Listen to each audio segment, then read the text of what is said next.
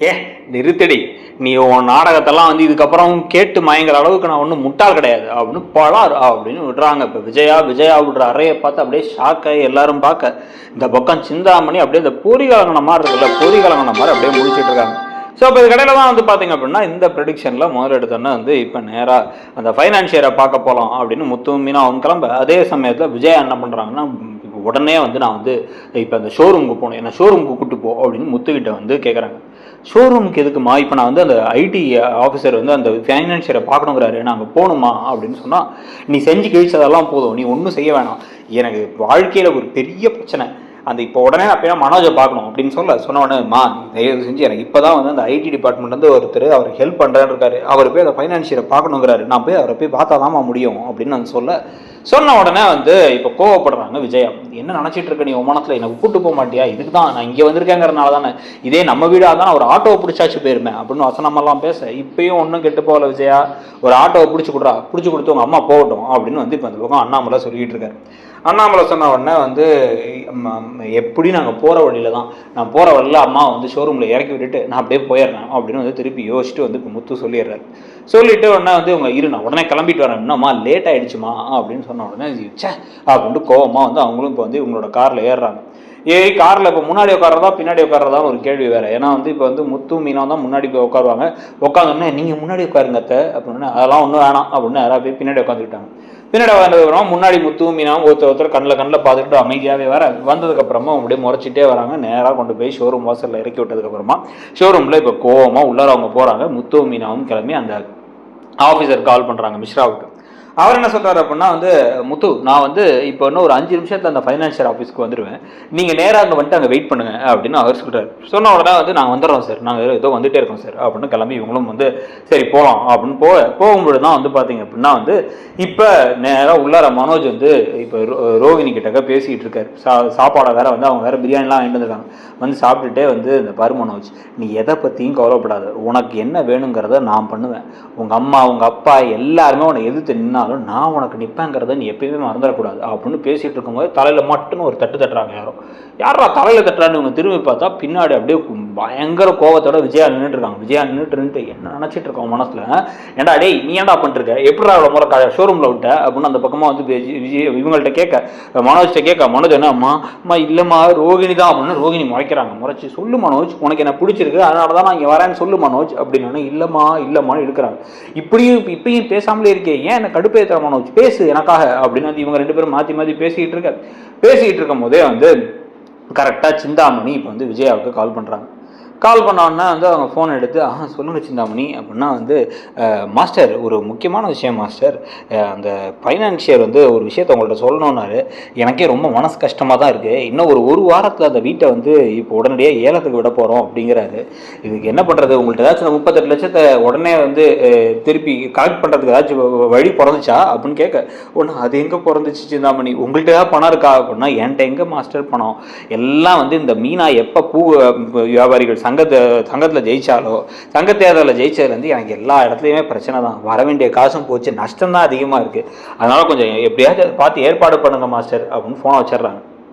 இந்த பக்கம் ஃபோனை வச்சோன்னா அப்படியே அந்த கோபத்தோட டக்குன்னு என்ன பண்ணுறாங்க, ரோகிணியோட முடியை கொத்தா பிடிச்சி அப்படியே தரன்னு எடுத்து விஜயா வெளில தட்டுறாங்க. சொல்லிட்டு இனிமேல் இந்த ஷோரூம்குள்ளே நுழைஞ்ச அவ்வளோதான், அதுக்கப்புறம் போலீஸ் கம்ப்ளைண்ட் பண்ணிடுவேன், டைவர்ஸ் இருக்குது ஆனால் என் பிள்ளைய வந்து தேவையில்லாமல் கெடுக்கிறான்ட்டு, இந்த பாரா டேய் இனிமேல் வைக்கிட்டு நீ பேசுகிறேன்னு தெரிஞ்சால் அவ்வளோதான் அப்படின்ட்டு அந்த சந்தோஷ்கிட்டையும் ஜீவாக்கிட்டையும் இவன் அதுக்கப்புறம் இங்கே வந்தானா நீங்கள் என்கிட்ட சொல்லணும், இனிமேல் நான் அடிக்கடி எப்போ வேணாலும் வருவேன், வந்து இங்கே பாட்டு போவேன், இனிமேல் இவனும் இங்கே தான் இருக்கணும், இவன் வெளில போய் அவளை மீட் பண்ணுற வேலைலாம் வச்சுக்கூடாது அப்படின்ட்டு, இந்த பாரா ஓனளவு தான் நான் சொல்கிறேங்கிறத ஒரு நாள் நீ புரிஞ்சுப்ப அப்படின்னு வெளில கிளம்பி வராங்க.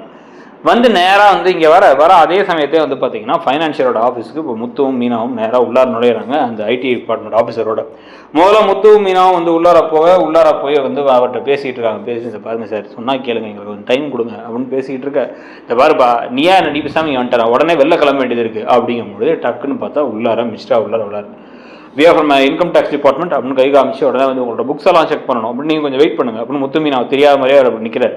உட்காந்ததுக்கப்புறம் புக்ஸ் எல்லாம் பிடிச்சி எடுத்து செக் பண்ணி எல்லாம் பார்த்தா பல கோடி வந்து கணக்கில் வந்து கணக்கிலே வராமல் பிரச்சனையெல்லாம் இருக்குது, இதெல்லாம் எப்படி நீங்கள் எப்படி கையெழுத்து போட்டு கடன் கொடுத்துருக்கீங்க, ஆனால் உங்களுக்கு அந்த கடன் உள்ளே வரவே வரலையே அப்படின்னு வந்து கேட்டதுக்கப்புறமா தான் வந்து இல்லை சார் இதெல்லாம் வந்து என்னோடது இல்லை, இதெல்லாம் வந்து அந்த சிந்தாமணின்னு ஒருத்தவங்க என் மூலமாக கொஞ்சம் கடனும் கொடுப்பாங்க, வட்டியில் மட்டும் நான் கொஞ்சம் ஒரு பர்சன்டேஜ் எடுத்துப்பேன் அப்படின்னு சொன்ன உடனே தான் முத்துவுக்கும் மீனாக்கும் ஷாக் ஆகும். பாருங்க, இது உங்கள் பணம் கிடையாது, இன்னொரு தடவை இவங்க பேரில் வந்து நீங்கள் மிரட்டுற வேலாம் வச்சுக்கூடாது, முதல்ல வந்து இவங்க வீட்டு சாவியை வந்து முதல்ல வாங்க கொடுங்க அப்படின்னா, இல்லை சார் அந்த சாவி சீல் வச்சதுக்கப்புறமா அந்த சாவியை வந்து இவங்க தான் வச்சுருக்காங்க அப்படிங்கிறாங்க. யார் வச்சுருக்கா அப்படின்னா சிந்தாமணி தான் வச்சுருக்காங்க. அப்படின்னா செம்ம ஷாக் ஆகிடுறாங்க இவங்க ரெண்டு பேரும் நேராக கிளம்பி உடனே வந்து இப்போ முத்துவும் மீனாவும் இந்த விஷயத்த வந்து விஜயா கிட்ட சொல்கிறாங்க. எல்லாத்துக்கும் காரணம் சிந்தாமணி தான், அவங்க தான் வந்து இந்த மாதிரி வந்து உனக்கு பணத்தை கொடுத்துருக்காங்க. ஆனால் இல்லையே இப்போ கூட பேசினாங்களே அவங்கள்ட்ட பணம் இல்லை நமக்கு உதவ முடியாதெல்லாம் சொன்னாங்களே அப்படின்னா எல்லாமே பொய்மா. அந்த அம்மா பொய் சொல்லுது. அந்த அம்மா தான் வந்து இந்த வீட்டை எப்படியா அபகரிக்கணும்னா அது பிளான் பண்ணி உங்ககிட்ட பழகினது மட்டும் இல்லாமல் கடனையுமே அதுதான் வந்து கொடுத்துட்டு இப்போ கடைசியில் வந்து நடிக்குது. இப்போ அவங்க மனசு வச்சா நம்ம அந்த வீட்டில் இருக்கலாமா, ஆனால் அவங்க மனசு வைப்பாங்களாங்கிறதான் கேள்வி. அவங்க வேணும்னே பழைய பகை ஒரு பக்கம்னா, இன்னொரு பக்கம் இது இன்னைக்கு நேற்று நடந்தது இல்லை, மீனா பூ வியாபாரிகள் சங்கத்தில் நின்னது இப்போ நடந்தது. இவங்க எப்போவே உங்கள்கிட்ட வந்து அந்த காசெல்லாம் கொடுத்து எல்லாத்தையும் வாங்கினாங்கன்னு யோசிச்சு பாருங்க. அப்போ அவங்களுக்கு அப்போ இருந்தே வந்து இந்த எண்ணம் இருக்குது அப்படின்னு வந்து சொல்கிறாங்க. சொன்னதுக்கப்புறமா தான் வந்து என்னடா சொல்கிறீங்க அப்படின்னு யோசிக்க ஆரம்பிச்சு டக்குன்ட்டு வந்து பார்த்தா இப்போ விஜயா என்ன பண்ணுறாங்க, இப்போ சிந்தாமணி எங்கே இருக்கீங்க அப்படின்னா உங்களுக்கு கால் பண்ணுறாங்க.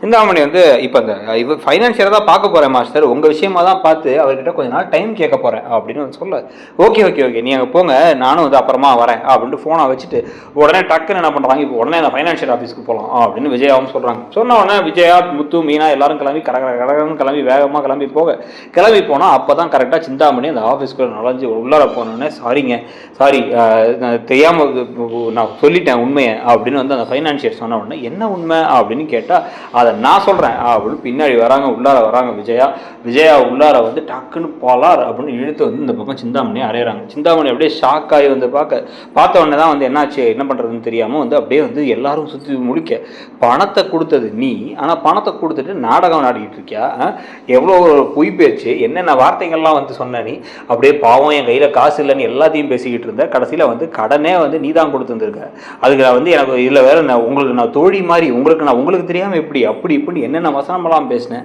அப்போ எல்லாமே நடிப்பு, உன்னை நம்பி நான் ஏமாந்ததான் மிச்சம், ஒழுங்கா இப்போ எனக்கு வந்து என் வீட்டு சாவியை திருப்பி கொடுக்குறேன், உனக்கு பணத்தை நாங்கள் திருப்பி கொடுத்துட்றோம், ஆனால் எல்லா விஷயத்தையும் நீ ஃப்ராடு, உனக்கு எல்லாத்துக்கும் நான் கூட இருந்தால் எல்லாமே பண்ணியிருக்கோம், இதெல்லாம் வந்து நான் என்ன பண்ணுவேன்னு தெரியாது, நான் போலீஸை போய் சொல்லுவேன் அப்படிங்க டக்குன்னு வந்து சிந்தாமணியோட குரல் மாறுது. ஆமாம் நான் தான் கொடுத்தேன், என்ன பண்ணுங்கிற என்ன மேலே கைவிச்சிட்டல, உன் வீட்டுக்கு நீ எப்படி போகிறங்கிறத பார்க்குறேன், இதை சொல்லிட்டீங்கன்னு சொல்லவே இல்லையே அப்படின்னு இந்த பக்கம் திரும்பி வந்து அந்த வினிஷ் ஃபைனான்சியர்கிட்ட சொல்லி நீ என்ன முடியுமோ பண்ணிக்கோ, அந்த வீடு உனக்கு கிடைக்காது, இனிமேல் அந்த வீட்டில் நீங்கள் இருக்க முடியாது அப்படின்னு சிந்தாமணி சொன்ன உடனே டக்குன்னு மீனா அப்படின்னு சொல்லிட்டு விஜயாவை அடிக்க அவங்க கையை டக்குன்னு அவங்க கையை தடுக்கிறாங்க. மீனா அந்த வார் உனக்கு இதுக்கப்புறம் வந்து அவ்வளோதான், நீ ஆடின ஆட்டத்துக்கெல்லாம் முடிவு காலத்தை நாங்கள் எழுதுகிறோம் அப்படின்னு இவங்க சொல்கிற வசனத்தோடு வந்து எப்படியோ சிந்தாமணி தான் வில்லிங்கிறது கிளியர் ஆகுமா, நீங்கள் என்ன நினைக்கிறீங்கிறத சொல்லிட்டு அப்படியே மறக்காம இடம்பெற சேனலையும் சப்ஸ்கிரைப் பண்ணிக்கோங்க. தேங்க்யூ.